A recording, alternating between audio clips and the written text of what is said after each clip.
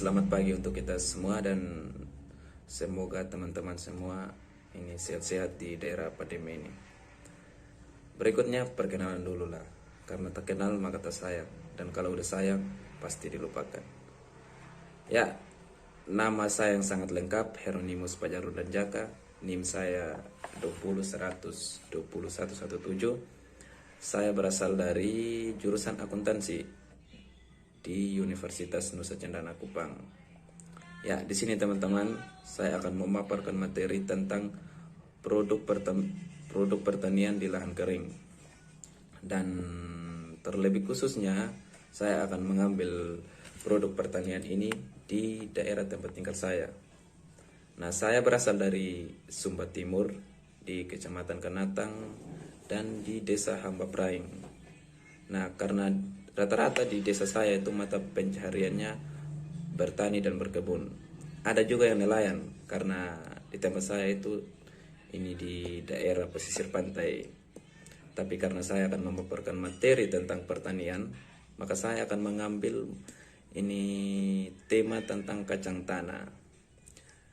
Semoga dari teman-teman yang sudah memahami mengenai penanaman, hasil perawatan hingga panen tentang kacang tanah bisa menambah wawasan bagi teman-teman yang sudah mengerti, dan semoga bagi teman-teman yang belum sama sekali memahami tentang kacang tanah ini bisa mendengarkan penjelasan berikutnya. Ya, next materi. Semoga teman-teman semua bisa memahami hingga bisa menjadikan materi ini sebagai bahan motivasi teman-teman ke depannya. Oke.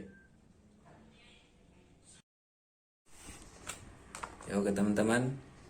Di sini ada gambar kacang tanah dan kacang yang sudah dikupas dan belum dikupas.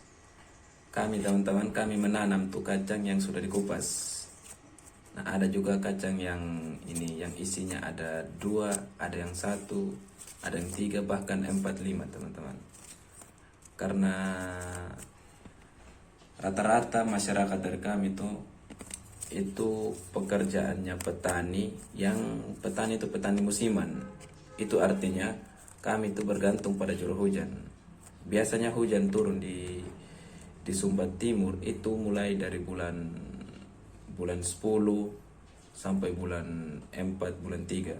Tapi 3 tahun, pengalaman 3 tahun, 4 tahun ini sebelumnya, kami tuh mengalami curah hujan yang sangat minim teman-teman. Kadang hujan turun di bulan Desember, ada juga kadang hujan turun di bulan Januari. Pokoknya sangat minim, yang mengakibatkan masyarakat di kampung itu di kampung kami sangat krisis dalam mencari nafkah. Nah, sebelum kami menanam, biasanya kami menanam pada bulan ini Desember. Sebelum kami menanam ini kacang pada bulan Desember, kami memperbaiki lahan dulu, lahan atau kebun. Nah, seperti kami ini traktor, ada juga traktor pertanian. Kami traktor membersihkan lahan dan untuk mempersiapkan ini bibit-bibit unggul teman-teman. Nah, setelah kami traktor sekitar bulan 8, setelah kebun lahan kami sudah bersih ini dan lahannya sudah sangat siap untuk digunakan teman-teman, kami mulai menanam. Nah, kami menanam ini per biji kacang ya teman-teman. Ini kadang ada yang 2 buah, ada juga 1, ada yang 3 dalam 1 lubang. Nah, di sini teman-teman bisa melihat gambarnya sangat jelas. Di sini dia hanya menanam tuh 1 biji saja, tergantung bibit teman-teman. Kalau bibitnya bagus, kadang kan ada kacang yang besar, ada juga yang kardil. Nah, kalau bibitnya bagus kami tanam 1, tapi kalau kurang bagus kadang 2, kadang 3 dalam 1 lubang. Nah, setelahnya dia mulai tumbuh 4 minggu begitu teman-teman. Nah, di sini ada gambar dia mulai tumbuh teman-teman. Ya, itulah betapa indahnya ini tanaman ya teman-teman. Kita manusia diciptakan untuk ini merawat, tapi kita lupa bagaimana menggunakan ini tanaman yang Tuhan sudah berikan kepada kita teman-teman. Ya, setelah ini satu bulan dia mulai tumbuh sekitar 20 cm. Nah, di sini ada juga pupuk yang kami gunakan. Ada pupuk ini dalam bentuk cairan seperti di gambar berikut ini teman-teman. Ada jerigen, dia berbentuk cairan, dan ada juga yang berbentuk ini apa teman-teman? Dia berbentuk padat. Tapi setelah kita siram, dia cair ketika adanya ini hujan nanti. Nah, berikutnya dia mulai tumbuh teman-teman, kami rawat. Nah, dia sudah mulai besar pada bulan kedua, bulan ketiga teman-teman. Nah, pada pertengahan bulan ketiga lah dia mulai tumbuh dan besar. Nah, dia mulai tumbuh itu dan tingginya sudah mencapai 40 cm, 50 teman-teman. Nah, pada bulan keempat kami sudah bisa panen. Nah, ini ada gambar teman-teman. Nah, kami panen dengan cara cabut satu persatu. Setelah kami cabut, kami kebas pelan-pelan supaya ini tanah ini dia keluar teman-teman. Setelah itu kami ini simpan saja. Setelah kami cabut, simpan di tempat itu juga supaya ini kami sekalian dijemur. Setelah dijemur, kami sudah bisa memetik. Kami habis metik, sudah kami bersihkan lagi. Kadang ada yang pakai air, kadang tidak juga. Habis itu simpan di karung. Setelah simpan di karung, ada yang simpan per kulit. Dia simpan di karung tuh ini dengan kulit. Ada juga yang sudah dikupas teman-teman. Ada yang sudah dikupas. Nah, setelah kami panen, kami bersihkan semuanya.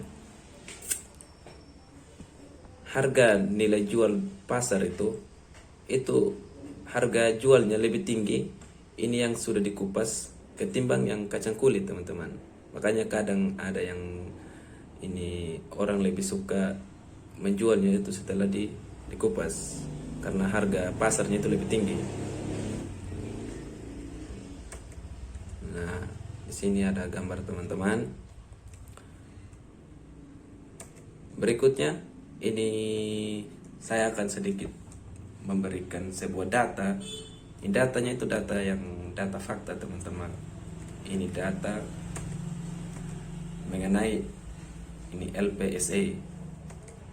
LPSA ini teman-teman adalah ini layanan atau pengadaan secara elektronik yang merupakan penyelenggara sistem elektronik pengadaan barang atau jasa pemerintah. LPSA sendiri mengoperasikan sistem e-procurement kepada SPSE yang dikembangkan oleh LKPP pada Rektorat Pengembangan Sistem Pengadaan secara Elektronik. Nah, karena dia ini penyelenggara sistem elektronik, ini yang pengadaan barang dan jasa pemerintah. Artinya barang dan jasa ini, nah itu sudah tadi, barang yang saya maksud yaitu kacang sudah tadi. Nah, data di sini teman-teman, di sini ada data dari Sumba Timur, Kabupaten Sumba Timur teman-teman. Nah, ini datanya diambil dari tahun 2015. Teman-teman bisa melihat sendiri di sini. Di sini ada peserta. Ada pesertanya, ada CV02, CV Bumi Cendana, CV Trio Karya Sejati, Muhammadiyah Indah, Adam Pratama Kupang. Dan masih banyak juga teman-teman. Ada 10 peserta di sini. Nah, setelah didata teman-teman, ini CV02 teman-teman, itu berasal dari tempat saya. Nah, di sini teman-teman bisa melihat sendiri yang paling bawah tuh di CV02. ada mau ini alamatnya, ada Modolong RT 001 RW 001 Hamba Prahim Kanatang Sumba Timur Nusa Tenggara Timur teman-teman. Nah ini pemenangnya teman-teman, lihat sendiri. Nah, nama tender pengadaan benih kacang tanah, jenis pengadaan ini barang, agensinya itu pemerintah Sumba Timur, Satuan Kerja Dinas Pertanian Tanaman ini Pangan dan Hortikultura. Di sini teman-teman bisa melihat pagunya, dia ada 600 juta ribu rupiah dan HPS-nya itu ada 450 juta ribu rupiah teman-teman. Nah, di sini ada data. Itu artinya teman-teman supaya kita semua tahu, dan terlebih khususnya dari Sumba Timur, bahwa ini saya menjelaskan sebuah materi ini tidak menjelaskan secara ini operasional saja. Artinya bahwa ini barang ini ada, betul-betul ada teman-teman, dan nilai jualnya itu sangat tinggi. Teman-teman bisa melihat sendiri tadi tuh, dia ada di predikat pertama. Itu teman-teman. Ya, sekian penjelasan dari saya. Ini harapan saya ke depannya, semoga dengan adanya ini lahan pertanian ini apalagi mata kuliah yang sudah dibawakan oleh Pak dosen, itu sangat membantu bagi ini masa depan kami. Dan untuk teman-teman semua, saya harap mari kita sama-sama membangun sebuah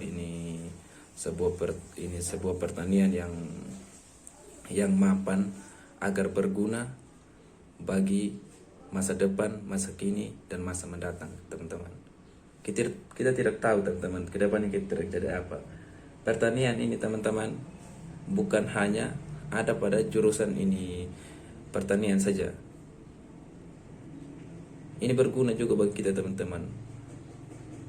Artinya kita tidak diharapkan untuk menjadi petani teman-teman, tapi dengan adanya titel kita, adanya suatu ini ilmu yang kita dapat dari perguruan tinggi, itu sangat membantu bagi ini perkembangan pertanian di tempat kita masing-masing.